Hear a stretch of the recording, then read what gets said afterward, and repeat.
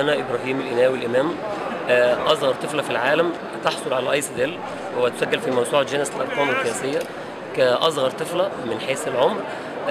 كمان في لها رقم قياسي عالمي جديد قوي قوي، ان يبقى في العالم حد قدر ان هو من خلال 4 سنين ونص يتجاوز الرخصه الدوليه لقياده الحاسب الالي الايسيدل. كمان يقدر يتجاوز رقم جديد جدا جدا اللي هو يقدر يتجاوزها في 18 يوم فقط، وده انجاز كبير جدا يحسب لمصر ما بين دول العالم المتقدمه. قدرت جنى ذات ال4 سنوات ونص انها تسطر اسمها ومعاها اسم مصر كمان ما بين دول العالم المتقدمه اللي غالبا بتحتكر المجال ده، مجال الكمبيوتر. جديد قوي على مصر ان تلاقي بنت مش ولد كمان، ان طفله هي تكون صاحب الرقم العالمي ده، تكون صاحبه اداء مختلف جدا جدا جدا في العالم في وسط تقييم مختلف جدا لمهارات كلها انجلش. فجنى امتحنت كل المديولات كلها انجلش.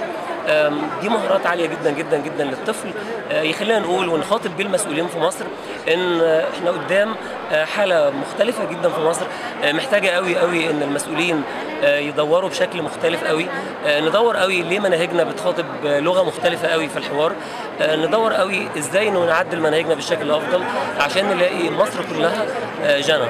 وده يمكن حلم البنت قوي، انها بجد تتمنى قوي قوي انها تبقى كل اطفال مصر هم جنى. ماما هتبقى هنا.